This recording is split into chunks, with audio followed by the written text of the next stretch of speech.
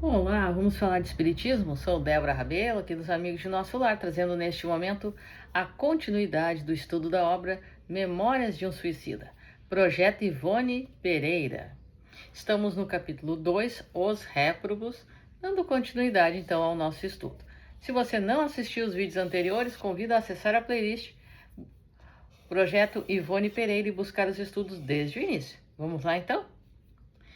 Sim, imaginai uma assembleia numerosa de criaturas disformes, homens e mulheres, caracterizada pela alucinação de cada uma, correspondente a casos íntimos, trajando todas vestes como que empastadas do lodo das sepulturas, com feições alteradas e doloridas, estampando os estigmas de sofrimentos cruciantes. Imaginai uma localidade, uma povoação envolvida em densos véus de penumbra, gélida e asfixiante, nos quais se aglomerassem habitantes de além-túmulo, abatidos pelo suicídio, ostentando cada um o ferrete infame do gênero de morte escolhido no intento de ludibriar a lei divina, que lhes considera a vida corporal terrena como precioso ensejo de progresso, inavaliável instrumento para a remissão de faltas gravosas do pretérito. Pois era assim a multidão de criaturas que meus olhos assombrados deparavam nas trevas que lhes eram favoráveis ao terrível gênero de percepção, esquecido na insânia do orgulho que a mim era próprio, que também eu pertencia a tão repugnante todo, que era igualmente um feio alucinado, um pastoso ferreteado.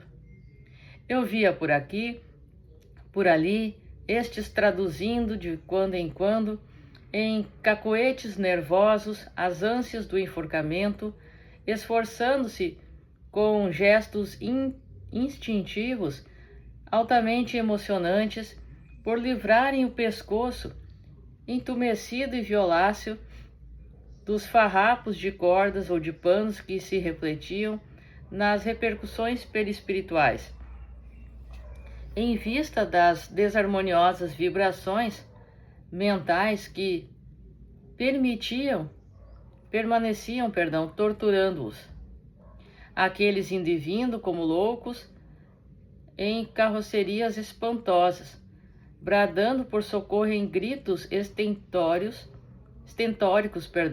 julgando-se de momento a momento, envolvidos em chamas, apavorando-se com o fogo que lhes devorava o corpo físico e que, desde então, ardia sem tréguas, nas sensibilidades semimateriais do perispírito. Estes últimos, porém, eu notava serem, geralmente, mulheres. Eis que apareciam outros ainda, o peito ou o ouvido ou a garganta banhados em sangue. Ó, sangue inalterável, permanente, que nada conseguia verdadeiramente fazer desaparecer das sutilezas físico-espiritual, senão a reencarnação expiatória e reparadora.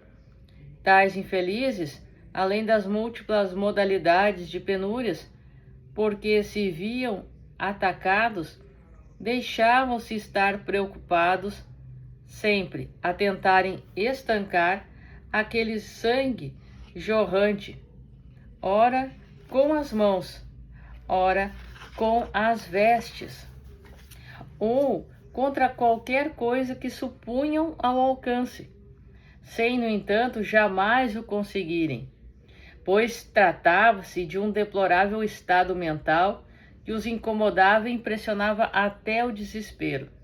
A presença destes desgraçados impressionava até a loucura, dada a inconcebível dramaticidade dos gestos isócronos, inalteráveis, a que, malgrado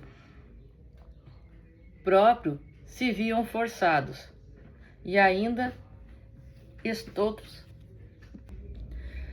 sufocando-se na bárbara asfixia do afogamento, bracejando em ânsias furiosas à procura de algo que os pudesse socorrer, tal como sucedera a hora extrema e que suas mentes registraram. Ingerindo água em gorgolejos ininterruptos, exaustivos, prolongando indefinidamente cenas de agonia selvagem, as quais olhos humanos seriam incapazes de presenciar sem se tingirem de demência. Porém, havia mais ainda, e o leitor perdoe a minha memória estas minudências talvez desinteressantes para o seu bom gosto literário, mas úteis certamente como advertência ao seu possível caráter impetuoso, chamado a viver as inconveniências de um século em que o morbus terrível do suicídio se tornou mal endêmico. Não pretendemos, aliás, apresentar obra literária para deleitar gosto e temperamento artísticos. Cumprimos um dever sagrado, tão somente procurando falar aos que sofrem, dizem a verdade, sobre o abismo que, malvadas seduções, há perdido muita alma descrente em meio dos desgostos comuns à vida de cada um. Entretanto, bem próximo ao local em que me encurralara, procurando refugiar-me da récua sinistra, destacava-se por frialdade impressionante meia dúzia de desgraçados que haviam procurado o olvido eterno, atirando-se sob as rodas de um trem de ferro, trazendo os perispíritos desfigurados, dir-se-iam a armadura de monstruosa aberração, as vestes em farrapos esvoaçantes, cobertos de cicatrizes sanguinolentas, retalhadas, confusas, num emaranhado de golpes e sobregolpes, tal se fotografada fora naquela placa sensível e sutil, isto é, o perispírito, a deplorável condição a que o suicídio lhes reduzira o envoltório carnal, esse templo, ó meu Deus, que o Divino Mestre recomenda como veículo precioso e eficiente para nos auxiliar na caminhada em busca de gloriosas conquistas espirituais. Então aqui, meus queridos amigos e amigas, meus irmãos, minhas irmãs, nós podemos perceber então, através desta dolorosa narrativa, que ali naquele local encontram-se agrupados estes irmãos que infelizmente desistiram da vida física, tal qual o gênero de opção escolhida para desistirem da vida no corpo físico. Encontram-se assim nesta insanidade enlouquecedora, porque fica registrado, fica cristalizado em sua mente, em seu campo mental, o último ato, a última cena. Tal é a força deste trauma gravado. E isso repercute sobre o perispírito incessantemente, que acaba ligado ao corpo físico, transmitindo a eles a sensação como se estivessem ainda no corpo físico, refletindo e sentindo esta mesma sensação do gênero de morte escolhida. O suicídio, a desistência do corpo físico nunca foi, nunca é e jamais será uma programação reencarnatória, e sim uma opção de escolha, seja qual for a situação que levou uma obsessão, uma auto-obsessão, um ato egoísta, uma desistência da vida por uma enfermidade, um ato insano, mas nunca uma programação.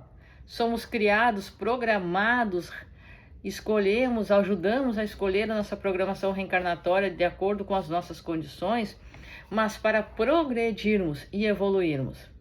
As leis morais nos trazem ali a questão da vivência em sociedade, da reprodução, do trabalho e além de outras, mas jamais a destruição do nosso corpo físico.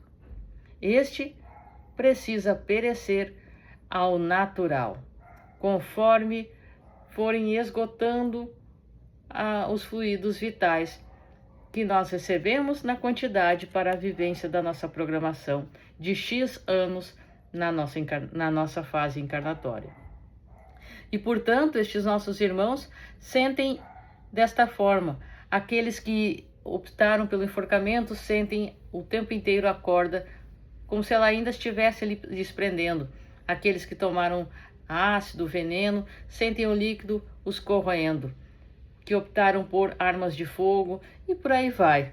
Sempre trazendo esta sensação de dor, como se estivessem ali enlouquecidos, justamente porque aquela cena os apavora tanto e incessantemente.